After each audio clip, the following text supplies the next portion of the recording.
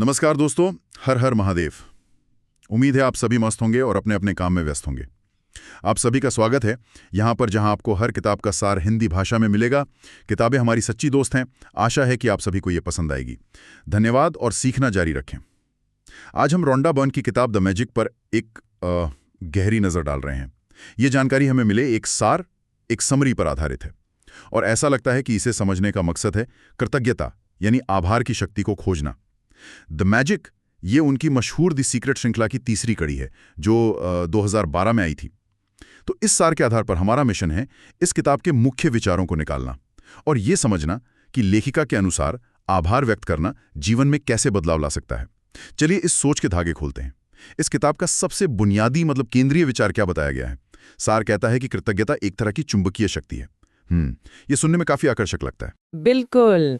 सार के अनुसार लेखिका का मुख्य तर्क यही है कि कृतज्ञता सिर्फ एक निष्क्रिय भावना नहीं बल्कि एक सक्रिय ऊर्जा है। जब कोई व्यक्ति सचेत रूप से जानबूझकर उन चीजों के लिए धन्यवाद या आभार महसूस करता है जो उसके पास पहले से मौजूद है, चाहे वो छोटी हो या बड़ी, तो उसकी आंतरिक ऊर्जा या कह लें वाइब्रेशन में एक सकारात्मक बदलाव आता है। अच्छा, तो ये बदलाव सिर्फ अंदरूनी नहीं रहता, इसका बाहरी दुनिया पर भी असर होता है। हाँ, शायर इसी बात पर जोर देता है। लेखिका के सिद्धांत के अनुसार ये बदली हुई सकारात्मक ऊर्जा जीवन में और अधिक अच्छी चीजों को आकर्षित करने लगती है। यह आकर्षण बेहतर स्वास्थ्य के रूप में हो सकता है या गहरे और संतोषजनक रिश्ते, बढ़ती हुई आर्थिक समृद्धि या बस रोजमर्रा की ज्यादा खुशी और सुकून।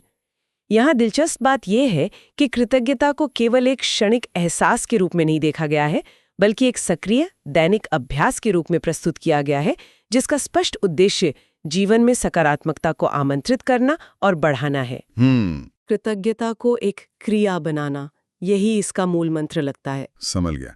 तो ये सिर्फ अच्छा सोचो कहने से आगे की बात है, ये एक सक्रिय प्रक्रिया है।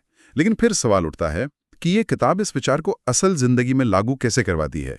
ये सिर्फ एक दर्शन या फिलॉसफी तो नहीं है, रोजमर्रा की जिंदगी में से कैसे उतारा जाए। नहीं, सार बताता है कि ये किताब काफी व्यवहारिक दृष्टिकोण अपनाती है। इसे सिर्फ एक विचार पुस्तक की तरह नहीं बल्कि एक 28 दिन की मार्गदर्शिका, एक गाइड के रूप में डिजाइन किया गया है। अच्छा, ये एक तरह का चरण दर चरण कार्यक्रम है। हर एक दिन के लिए एक विशेष कृतज्ञता अभ्यास निर्धारित किया गया है। हर दिन एक नया अभ्यास। हाँ, पाठकों को निर्देश दिया जाता है कि वे हर रोज दिए गए अभ्यास को पूरा करें। 28 दिन। ये अवधि चुनने का कोई खास कारण बताया गया है सार में? शायद आदत बनाने के लिए। हाँ, देखो, मनोविज्ञान में भी माना जाता है कि किसी नए व्यवहार को आदत बनाने में लगभग 3 से 4 हफ्ते 21 से 28 दिन लग सकते हैं। तो ये 28 दिन का ढांचा संभवतः इसी विचार पर आधारित है कि रोजाना अभ्यास करके आभार व्यक्त करना एक सतही क्रिया न रहकर एक गहरी स्थायी आदत बन जाए, एक डिफॉल्ट मानसिक स्थिति। हाँ, सही है। ये एक तरह का मानसिक और भावनात्मक प्रशिक्षण कार्यक्रम है जो धीरे धीरे सोच के पैटर्न को बदलने का लक्ष्य रखता है। अच्छा, यानी एक कदम दर कदम प्रक्रिया जो आदत बनाने पर केंद्रित है। चलिए सार में बताए गए कुछ मुख्य अभ्यासों पर गहराई से बात करते हैं। पहला अभ्यास जिसका जिक्र है वो है अपनी नियामतें गिने, काउंट योर ब्लेसिंग्स। इसमें क्या शामिल है? सुनने में तो ये काफी सीधा और सरल लगता है, जैसे बचपन में सिखाया जाता था। हाँ, ये आधारभूत अभ्यास है, कार्यक्रम की नींव कह सकते हैं इसे। सार के मुताबिक इसमें हर दिन की शुरुआत में ऐसी 10 चीजों की सूची बनाना शामिल है जिनके लिए व्यक्ति सचमुच आभारी है। लेकिन यहाँ एक महत्वपूर्ण बारीकी है। सिर्फ सूची बनाना काफी नहीं है।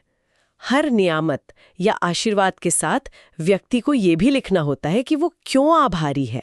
अच्छा, कारण बताना जरूरी है। हाँ, वो कारण। ये क्यों वाला हिस्सा ही इसे महज सूची बनाने से अलग करता है ना। ये गहराई लाता है।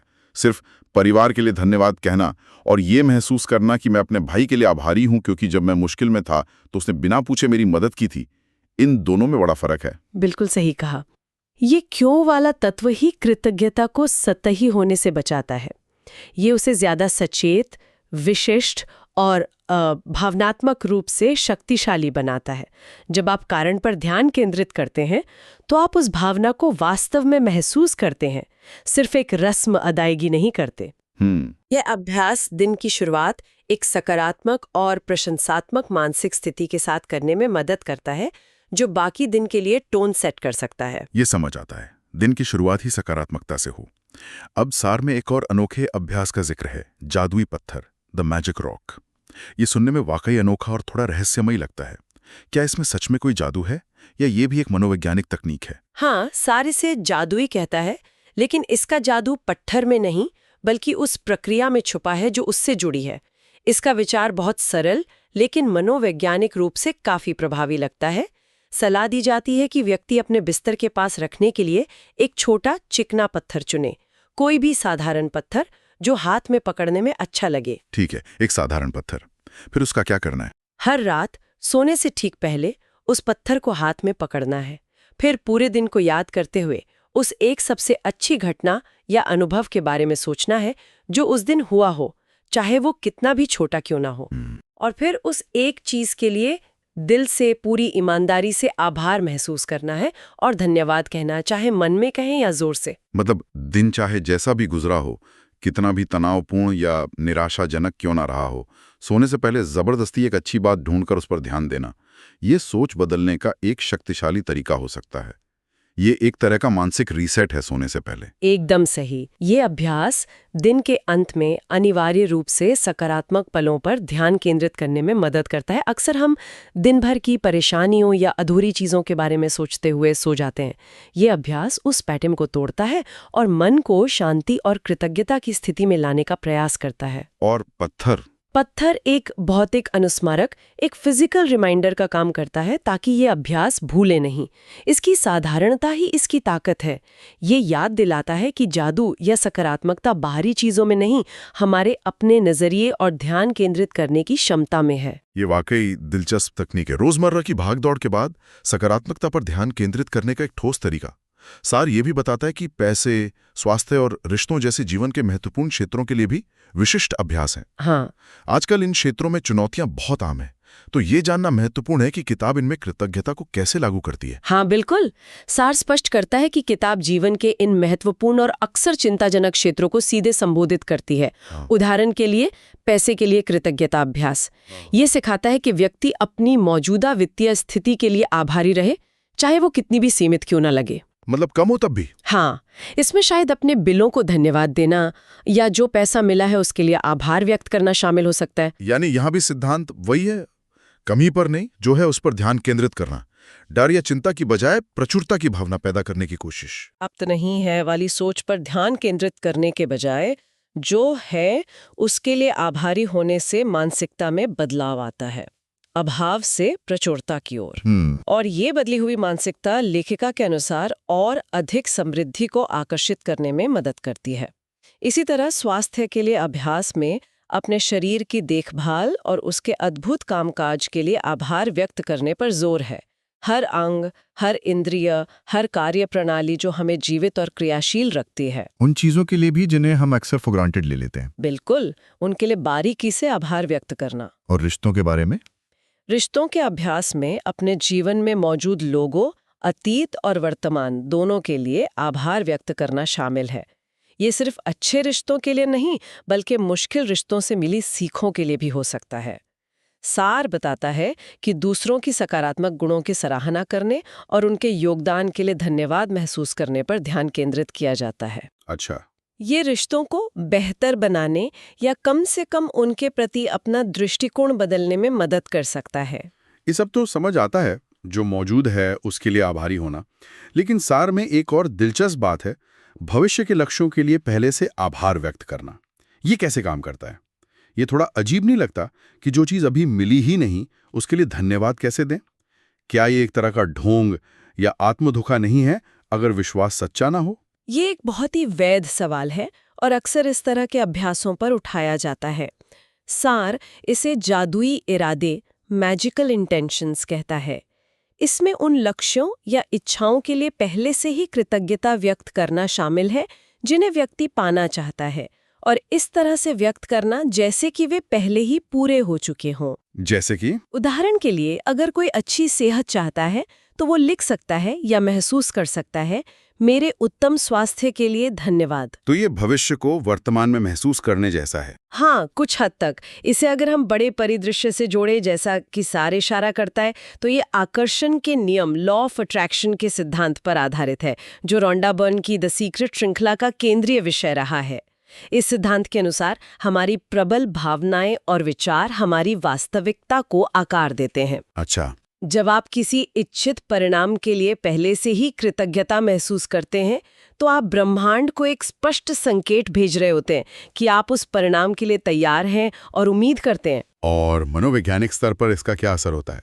मनोवैज्ञानिक स्तर पर यह अभ्यास आपकी मानसिकता को उस लक्ष्य की प्राप्ति के लिए तैयार करता है। ये संदेह को कम करता है और विश्वास को मजबूत करता है।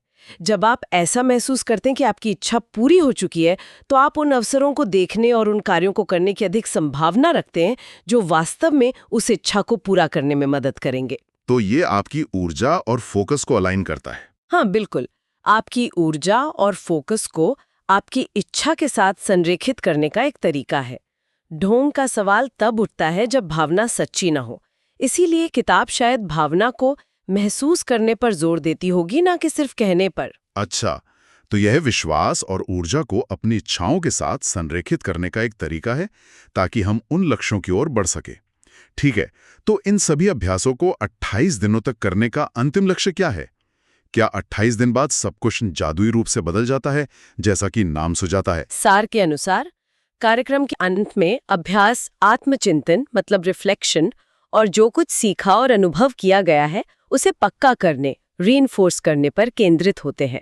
लक्ष्य यह नहीं है कि 28वें दिन कोई बाहरी चमत्कार हो जाए, बल्कि यह है कि कृतज्ञता सोचने और महसूस करने का एक सहज स्वाभाविक तरीका बन जाए, एक स्थायी आदत। अच्छा, आदत बनाना ही मुख्य लक्ष्य है। हाँ, पाठकों को यह देखने के लिए प्रोत्साहित किया जाता है कि कृतज्ञता के निरंतर अभ्यास ने उनकी दुनिया को देखने की धारणा, उनके परसेप्शन और उनके दैनिक अनुभवों को कैसे बदला है। क्या वे अब छोटी छोटी बातों पर अधिक ध्यान देते हैं, जिनके लिए वे आभारी हो सकते हैं? क्या उनका सामान्य मूड या भावनात्मक स्थिति बेहतर हुई है? तो 28 दिन सिर्फ शुरुआत है, असली लक्ष्य इसे जीवन का हिस्सा बनाना है। बिल्कुल। किताब का मुख्य संदेश यही लगता है कि कृतज्ञता केवल एक क्षणिक गुजर जाने वाला एहसास नहीं है। यह सिर्फ शिष्टाचार वर्ष थैंक यू कहना नहीं है। यह एक गहरा दैनिक अनुशासन है जिसे विकसित किया जा सकता है, और यह अनुशासन लेखिका के अनुसार किसी की मानसिकता को मौलिक रूप से बदल सकता है। उसे नकारात्मकता, शिकायत या अभाव की डिफ़ॉल्ट सेटिंग से सकारात्मकता, प्रशंसा और प्रचुरता की ओर रीप्रोग्राम कर सकता है। और जब इसे लगातार अपनाया जाता है तो क्या होता है? मानसिकता बदलने के अलावा क्या बाहरी दुनिया में भी कुछ ठोस बदलाव आते हैं, जैसा कि लेखिका दावा करती हैं? लेखिका के अनुसार हाँ, सार बताता है कि जब कोई व्यक्ति कृतज्ञता को लगातार अपने जीवन में बनाए रखता है, तो यह केवल उसके आंतरिक अनुभव, उसकी भावनाओं और विचारों को ही नहीं बदलता, बल्कि बाहरी चीजों को भी। हाँ, बल्कि दुनिया को देखने का उसका पूरा नजरिया बदल देता है। और इस बदले हुए सकारात्मक नजरिए के कारण वो व्यक्ति ऐसी परिस्थितियों, लोगों और अवसरों को अपने जीवन में आकर्षित करने लगता है जो उसकी इस नई सकारात्मक और आभारी मानसिकता से मेल खाते हैं। यह आंतरिक स्थिति और बाह्य रस से वास्तविकता के बीच एक सीधा संबंध बनाने का प्रयास है, जैसा कि आकर्षण के नियम में विस्तार से बताया गया है। संक्षेप में, आप जो अंदर महसूस करते हैं वही बाहर अनुभव करते हैं। समझ गया। या आंतरिक बदलाव से बाहरी बदलाव की ओर ले जाने वाला एक समग्र दृष्टिकोण है। अच्छा, अगर हम किताब की शैली की बात करें तो सार के आधार पर इसकी लेखन शैली और टोन कैसी लगती है? क्या ये बहुत उपदेशात्मक या एकेडमिक है? सार से जो प्रतीत होता है, इसकी शैली बहुत प्रेरणादायक, इंस्पिरेशनल है और इसमें एक स्पष्ट आध्यात्मिक पुट भी है। हालांकि ये किसी विशेष धर्म से बंधी हुई नहीं लगती। यह सार्वभौमिक ज्ञान, मोटिवेशनल अफर्मेशंस और गाइडेड जर्नलिंग के तत्वों का मिश्रण प्रस्तुत करती है। भाषा संभवतः सरल, सीधी और आसानी से समझ आने वाली रखी गई होगी। तो ये व्यावहारिक और रहस्यमय का मिश्रण है। हाँ, ऐसा लगता है। यह व्यावहारिक सुझाव और अभ्यास तो देती है, जैसे कि पत्थर वाला अभ्यास या नियामतें गिनना, लेकिन साथ ही इसमें एक रहस्यमयी या जादुई पहलू भी है जो आकर्षण के नियम और ऊर्जा जैसी अवधारणाओं के उपयोग से स्पष्ट होता है। यह पाठक को प्रेरित करने और उत्साहित करने का प्रयास करती है। तो ये किस तरह के पाठकों को ज्यादा आकर्षित कर सकती है? सार के विश्लेषण से लगता है कि ये उन पाठकों को विशेष रूप से आकर्षित कर सकती है जो self help, personal development, positive psychology और विशेष रूप से आकर्षण के नियम जैसे विषयों में गहरी रुचि रखते हैं। जो लोग अपने जीवन में सकारात्मक बदलाव लाने के लिए ठोस व्यवहारिक तकनीकों और एक मार्गदर्शित कार्यक्रम की तलाश में है, उन्हें यह आकर्षित लग सकती है। ठीक है, अब सबसे महत्वपूर्ण सवाल पर आते हैं। ये सब जानकारी किसी के लिए क्यों मायने रख सकती है? आज की भाग-दौड़ भरी, अक्सर तनावपूर्ण और प्रतिस्पर्धात्मक जिंदगी में कृतज्ञता जैसी नर्म चीज के लिए समय निकालना या उसे महत्व देना कहाँ तक व्यवहारिक है? ये बिल्कुल सही मुद्दा है और शायद सबसे प्रासंगिक भी।